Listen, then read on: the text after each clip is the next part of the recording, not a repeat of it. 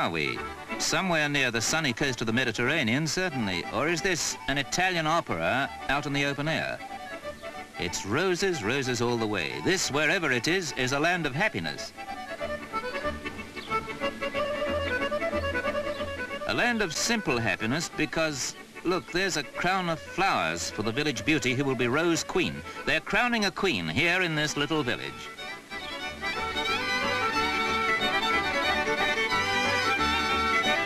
Here's where they gather roses, and there are 15 billion rose trees in this valley to make a rose perfume famous throughout the world. Don't let us spoil the romance of it with statistics, but for every gram of this attar of rose perfume distilled and captured, 27,000 roses must be plucked in the early morning before the bold sun has stolen the scent and simply squandered it away in the country air.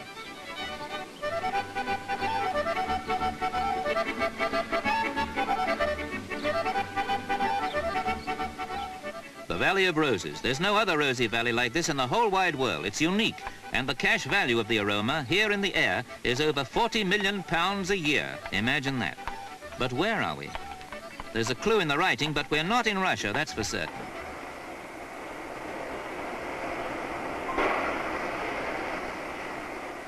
This is a land that symbolically lives on roses, on sunshine, on delicate crops, on subtle loveliness. Here they're distilling the perfume of the valley, which is worth, in hard fact, more than half as much again as its weight in gold. But don't mention gold, because now we're in a monastery. Where can we be? There are a lot of monasteries here, and in a way the monks are heroes, though this is a communist country. This is Bulgaria, a country on the Black Sea the size of Ireland. And for 500 years of Turkish domination, it was the monks that kept their national spirit and their language alive.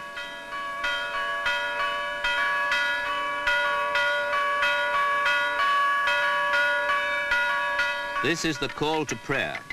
Prayer, here at the Preobrazhensky Monastery, which is the centerpiece and purpose of life of these citizens of an officially irreligious country. Like so many monks everywhere, they make wine growing and farming generally their contribution to life.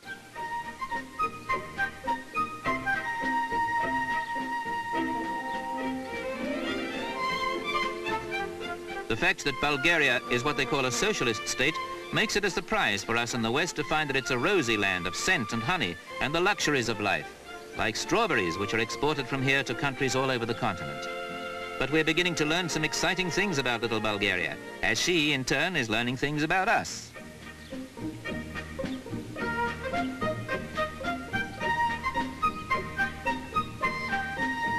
The simple life, the sort of farm we in the busy West look for to find peace on. But even here, where they crave for peace, such sleepy farms are getting rare.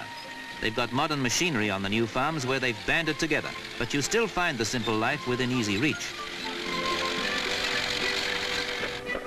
The new and the very old alongside, and that's very, very old. But in Bulgaria, you'll encounter the ancient attractions in combination with the most modern conveniences. You're approaching Sofia, the capital city, not 4 hours away from London. Sofia has become a tourist magnet that holidaymakers the world over, who are seeking that decimal difference, find difficult to resist. Join these miscellaneous modern wanderers and see if you share their amazement and their taste.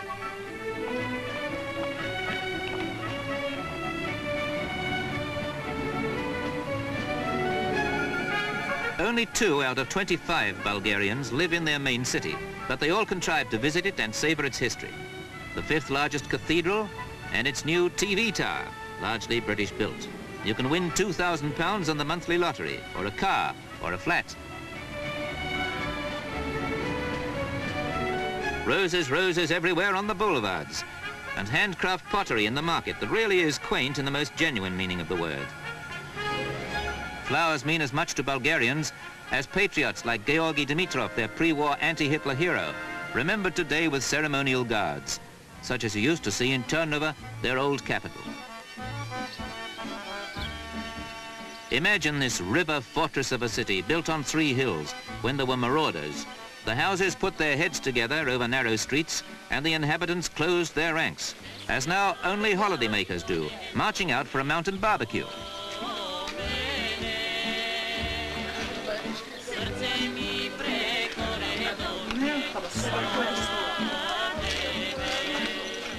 Here's where the Balkan Mountains dip down to the holiday coast of the Black Sea, and Western visitors find the warm welcome implied in a drink from the wooden wedding bottle, the most complimentary prelude to kebab in the open air. Just listen to the mountain music.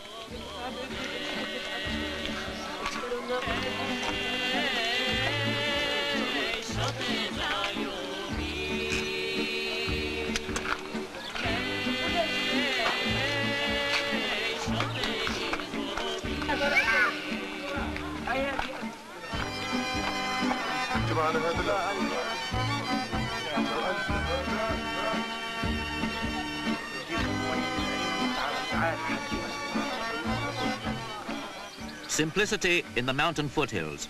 Sumptuous luxury just a short drive away in the coastal resorts. Golden Sands, they call the beach where they built these luxury hotels. East and west meet here, where 250 miles of sunshine shore have been developed as an exciting new polyglot playground for the world. Once they say you could stand at the bridge at Istanbul and if you waited long enough, meet everyone from everywhere that you'd ever known.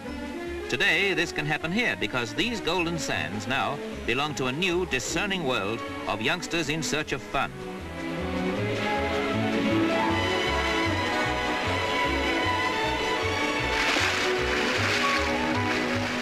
From May right through to October, the nearest thing to rain will be a splash of sea spray. But there's a breeze blowing gently in from the blue sea from sunrise to dusk, and at night a warm land breeze blowing out. Bulgaria was built for the carefree holiday.